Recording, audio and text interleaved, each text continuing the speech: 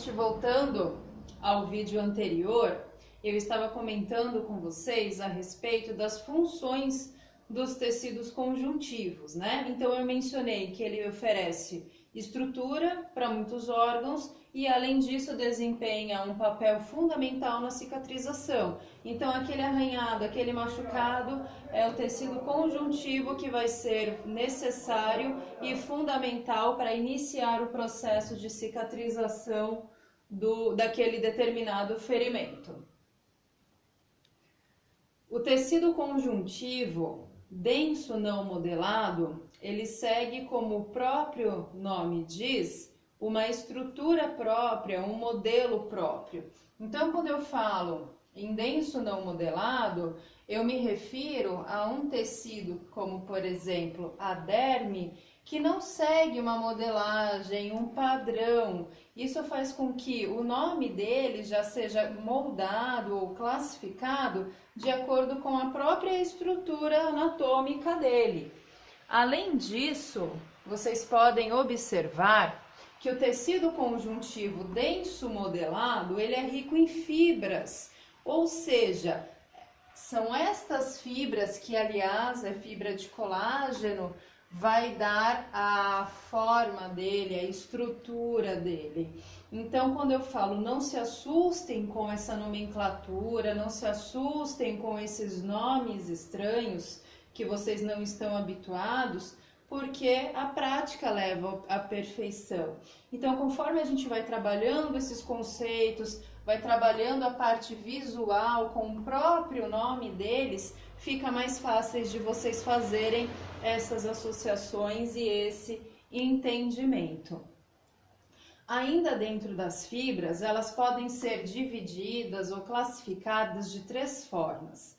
A fibra elástica, como o próprio nome diz, ela é muito rica numa proteína chamada elastina, e é essa fibra, essa elastina que vai ser necessária para dar uma boa elasticidade a esse tecido.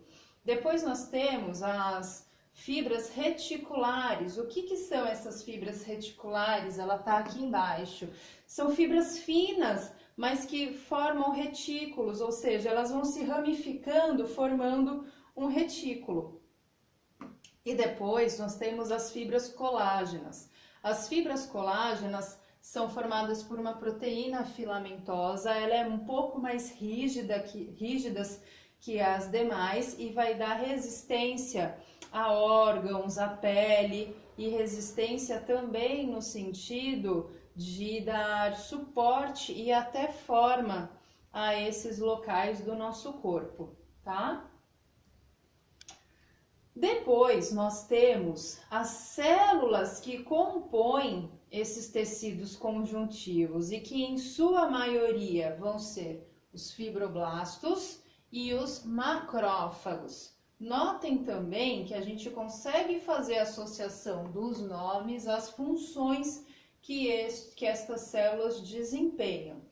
Então, os fibroblastos, como o próprio nome diz, fibro, né? São eles que vão produzir as fibras presentes nos tecidos conjuntivos. E já o macrófago está intimamente ligado até mesmo com o nosso sistema imunológico, porque ele tem grande capacidade de fagocitose. Isso significa que ele engloba na própria célula agentes patogênicos como bactérias e outros elementos estranhos ao corpo humano. Relembrando que estes elementos estranhos ao corpo humano são chamados de... Muito bem, eu ouvi lá no fundo da sala alguém falar antígenos, exatamente isso. Então, o macrófago tem uma função fundamental no sistema imunológico do nosso organismo. Por enquanto é só, eu espero que vocês tenham gostado. Eu deixei aqui embaixo um link de um documentário super bacana que fala sobre a maravilha do corpo humano, como que funciona o nosso organismo.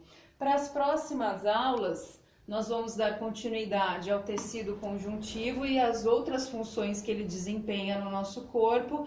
Isso envolve tecido conjuntivo ósseo, cartilaginoso, sanguíneo, e a gente vai abordar também como que todos esses tecidos conseguem formar a maravilhosa máquina que é o corpo humano.